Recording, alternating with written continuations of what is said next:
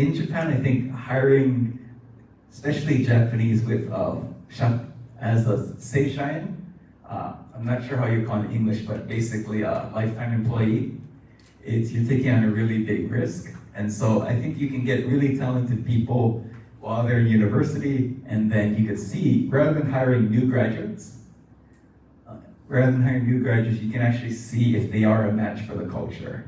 I think by having interns, you can find really good, through quantity, you can find quality, and therefore you can lower your hiring risk. And I think also I think it sounds kind of like greedy or like very founder focused, but it's also beneficial for the employee as well. Because if you join the wrong company, it's really hard to change jobs in Japan. And so I think that's a really good opportunity to get talent that would not normally join your company based on the current level of your company's success or reputation. For me, it's like very honest and blunt feedback, because they're like, how to say that?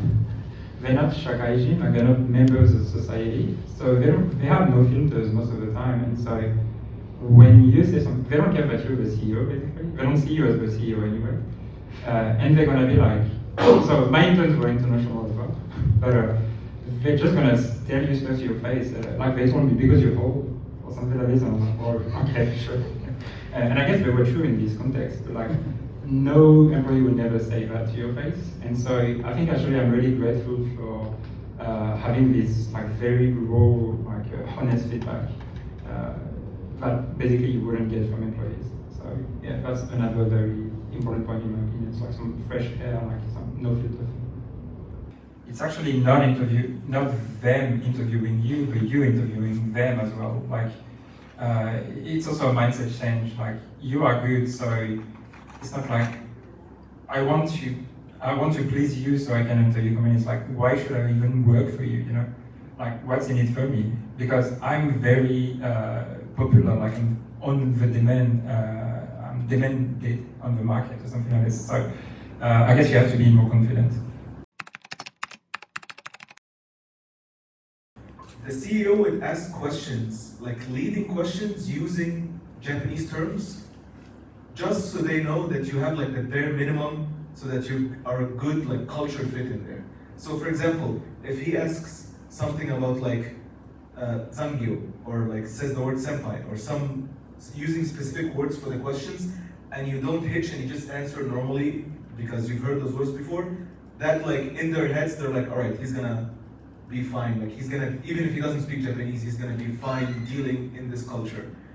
If you hitch in questions like these, then that becomes a problem, because it's not just a language thing. Is that you will not be able to properly communicate with Japanese people working with you, even if they speak English as well.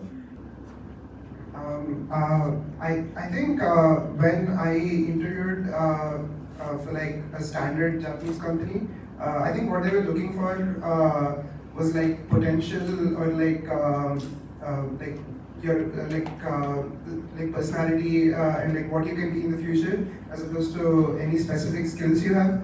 So if you want to be employed in like a standard Japanese company, I think I would like focus on like displaying your personality, or like how you might be like a good culture fit or something. None of us really know what we're doing. We're just like making mistakes and dealing with them, and their company is like getting bigger.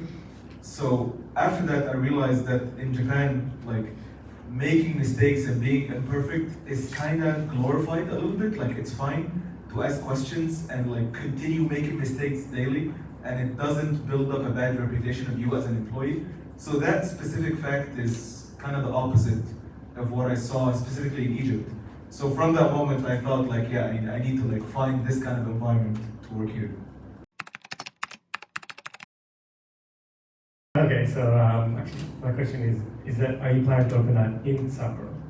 And also to the two of you, I know you're both starting your journeys now, but do you plan to stay Sapporo long term, or do you plan to go to Tokyo like everyone else does? Thank you. So I'm actually, so let me answer the second question first. So I was in Tokyo for a very long time, and I came to Sapporo willingly, so I'm not willing to leave again.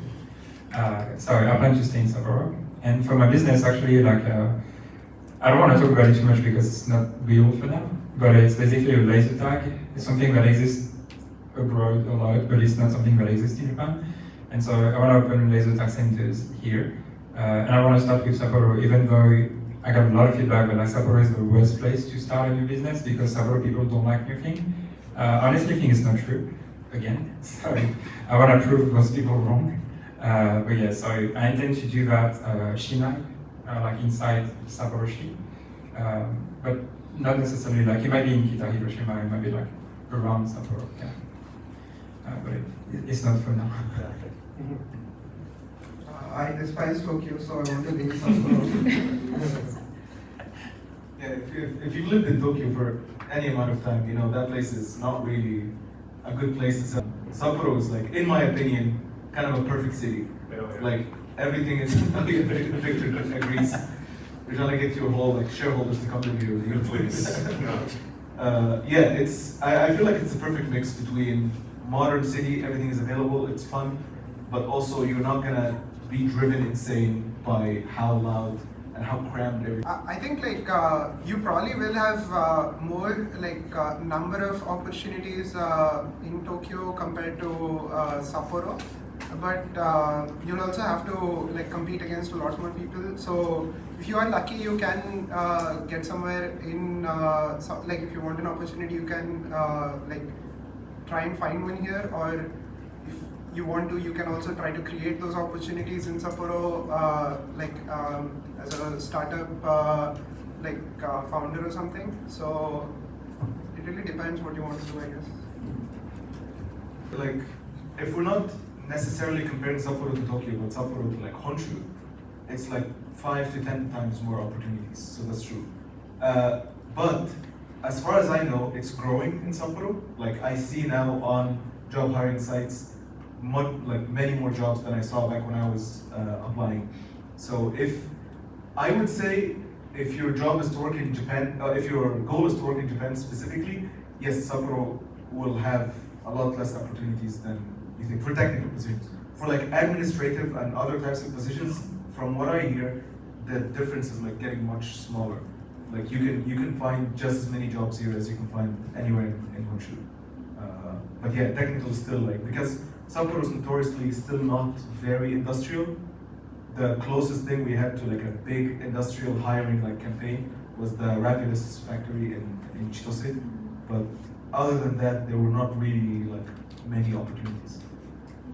A big thing I see happening now in Hokkaido, not just Sapporo, is that most farms, like small to mid-scale, even large farms, are trying to like modernize their whole farming techniques. So every job hunting event I go to, like half the companies are like farming companies, and even individual farmers trying to modernize and industrialize their farms, and that comes with a lot of like specifically technical positions. So if someone is like looking for a job specifically in Sapporo, that's I think a boom that's currently happening, just like a trend I noticed. I think actually in our field, for example, AI just made the interview process more difficult or more demanding, because how it used to be is that if the interviewer sees that you graduated with a certain degree, that already gives him the idea that, okay, this person has this fundamental basis, I can ask about other stuff. But now, because AI has been like giving people degrees that they don't really deserve, I feel. Not deserve, but I don't want to get like into the whole AI conversation, but you are able to graduate with much lower bar of skill that you could before. And so they now need to confirm that you do have those fundamentals. So technical interviews are much more difficult now, at least mine was. Because you might ace the technical interview if it's not very strict, go into the company, and I've seen this happen where you do like vibe engineering, where like you wanna, that's what they call it. Disgusting. Yeah, you just show up and you like look up something for the first time on ChatGPT as you're asked to do the task, and then because when you get very deep into like something technical, ChatGPT will just be completely wrong and it will feel right. You might like compromise an entire project. So now interviews are being much more difficult on the technical side because they need to really make sure you know what you're talking about. You didn't just vibe engineer it until you graduate. It's gonna like my interns, for example, they were like first year IT students, but thanks to AI, they could do stuff like at least 5 years of experience or something. So obviously it's still not good. There's still a lot of stuff you need to change.